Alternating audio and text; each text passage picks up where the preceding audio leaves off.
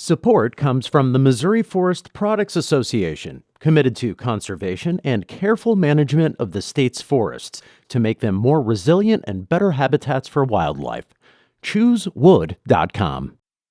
From St. Louis Public Radio. This is St. Louis on the Air. Even more strange, we asked the city, well, what do you do if you have an officer who took the survey and it took them 10 times to pass it? What happens? How do you make that determination of when a chase is necessary?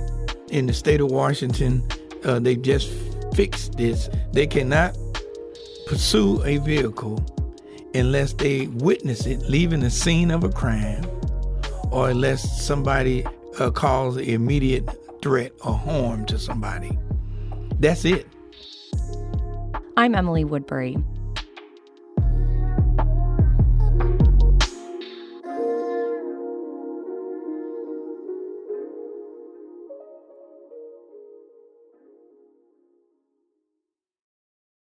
Recent deadly high-speed police chases in the St. Louis region have brought renewed attention to the vehicle pursuit policies employed by the city and county police departments.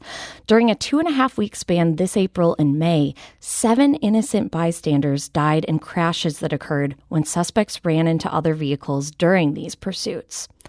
These deaths have prompted the St. Louis City and St. Louis County NAACP branches to take action. And here with me now to discuss is St. Louis City's NAACP President Adolphus Pruitt. Mr. Pruitt, thank you so much for coming in today. Thanks for having me. It's a very important conversation. So you and St. Louis County NAACP President John Bowman have met with the chiefs of both police departments in the city and the county to discuss their pursuit policies. What did you learn? What was most striking to you about what you learned? Well, we learned that both had the same philosophy and their policies are roughly the same. What we did learn were two significant, I think, differences. So in the city, every police officer on a monthly basis does an electronic survey to test their knowledge of the pursuit policy. And if they don't pass it, they have to keep taking it until they pass. In the county, you learn their pursuit policy during your initial training when you become a police officer. After that, the only time you get any additional training or on the policy is when the policy changed. So in one department, they're at least testing them on a monthly basis to ensure that they understand the policy and have retained it. And in the county, there's no testing, there's no follow-up. And even more strange, we asked the city, well, what do you do if you have an officer who took the survey and it took them 10 times to pass it? What happens? Do you track that? What do you do with the data?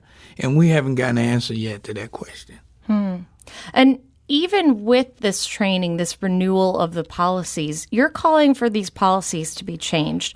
Why, and what would you like to see in place? Yeah, and yes, we calling for some changes, but the one reason we want to make sure that the retention of the policy is that the police officer who is on the street and decided to do a chase, that he's following the policy, he's retained the policy and is following it.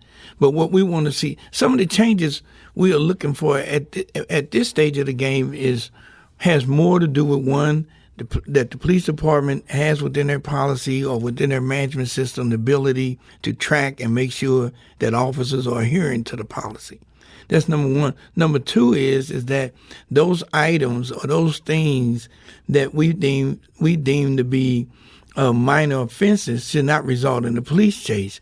There was a study done by the Justice Department some time ago, which basically said 90% of the chases started with either a stolen car, some sort of traffic violation or expired license plate, some sort of minor offense that had they stopped the person, they would have wrote them a citation.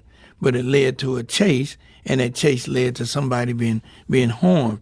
So we want to narrow that window in which they can justify doing the chase. And a lot of the reason you're starting this work is because the families of these victims have come to you and said, listen, these petty offenses are not worth the life of my family member. That's what you're hearing. Absolutely. When we hear from the family members, and even those who have survived a accident as a result of a chase, when we hear from them, the stuff we hear is horrific. Those who do survive, some of them, their lives are ruined. Their lives is over. And so, yes, that is most definitely one. And in some cases, we're losing police officers. A very good police officer we lost in St. Louis County in December, I think, of 2021. We lost a very good officer out there. So one of the things I thought was interesting was that you found that they're using those spike strips to stop a chase. But you've actually found that departments that are using GPS DART systems, like the St. Anne Police Department, that this could be a better technology for actually apprehending. Absolutely. And I'm glad you mentioned, because St. Anne Police Department, the chief was quoted years ago that, hey, we would chase you till your wheels fall off. So that scared the heck out of us. But they've advanced, and they're using that sort of technology. There's a technology called digital siren that's being used in Mobile, Alabama, and a couple of other places, where if the police decide that they're going to start a pursuit, they hit a button, and it sends just like an Amber Alert out to every phone within a mile radius, alerting them that, hey, there's a high-speed chase about to take place, or it's taking place. Be on the lookout. And so it's technology like that and those advances that we want the department to incorporate, and those are some of the things we will be asking for. And this GPS DART system, I assume you kind of hit the car with a GPS tracking technology, and then they go to wherever they're going, and then you can apprehend. Absolutely. It shoots out and has adhesive on it. It sticks to the car, and then they don't have to worry. They know where the car is going.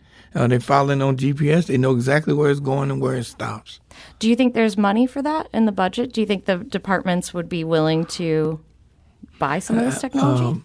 I think if they measure the amount of monies and dollars they're using fighting lawsuits or losing lawsuits, and balance that out against the cost of using some of these technology to avoid some of that liability, I would think that they would make the right decision and move up to that technology.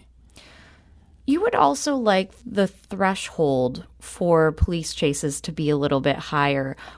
How do you make that determination of when a chase is necessary or not? Do you look at the level of the crime that occurred, or how does that? In the state of Washington, they just fixed this. In our estimation, in March of 2021, they passed a piece of legislation, and it goes statewide. And basically, the threshold is that they cannot pursue a vehicle unless they witness it leaving the scene of a crime, or unless somebody that vehicle or the occupants in that vehicle cause immediate threat or harm to somebody. That's it. No other reason. That's it. Either you witness them leaving a crime and you chasing them, and because you know they done it, or two, that you have a very good idea that person poses an immediate threat to someone's life or harm. In the weeks to come, the Federal Justice Department will act as a mediator between you, the St. Louis County NAACP branch, and the city and county police departments. And in fact, actually, one of those conversations happened yesterday. What can you tell us about what you discussed in that meeting? And based on that meeting and your conversation so far, are you hopeful that change can happen? Yes. Our conversations yesterday with the Justice Department, it was a very good meeting, long meeting, but very good meeting. And the outcome of that meeting, we were able to narrow down 6 specific areas that we think would be a part of a mediation agreement that the Justice Department would present to the police department in the very near future. We were very enlightened with the way that the Justice Department responded to the issues that we brought up. They felt that we didn't put anything on the table that was not realistic and that the departments could not adopt and do. And so we anticipate them reaching out to the departments sometime next week and begin to schedule some meetings so we can start the mediation process. And we look forward to a successful mediation at the end of the day. So as we told them we would like to have this thing wrapped up by the end of the month, by the end of July. We'd like to have all this wrapped up. And they feel that based on what we presented, that's quite possible. St. Louis City NAACP President Adolphus Pruitt, thank you so much for coming in today. No, thank you for having the conversation.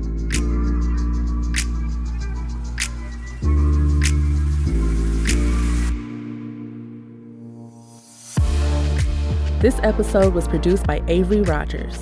Audio engineering by Aaron Dorr. This podcast was mixed and edited by Aaron. Our executive producer is Alex Hoyer. St. Louis on the Air is a production of St. Louis Public Radio. Understanding starts here. Our podcast proudly supports St. Louis artists by using music from Life Creative Group. Do you find yourself regularly listening to episodes of St. Louis on the Air?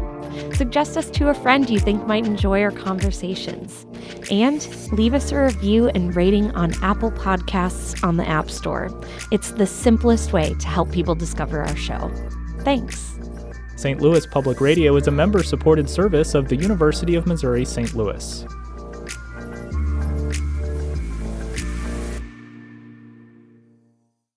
Support comes from the Missouri Forest Products Association, committed to conservation and careful management of the state's forests to make them more resilient and better habitats for wildlife. ChooseWood.com.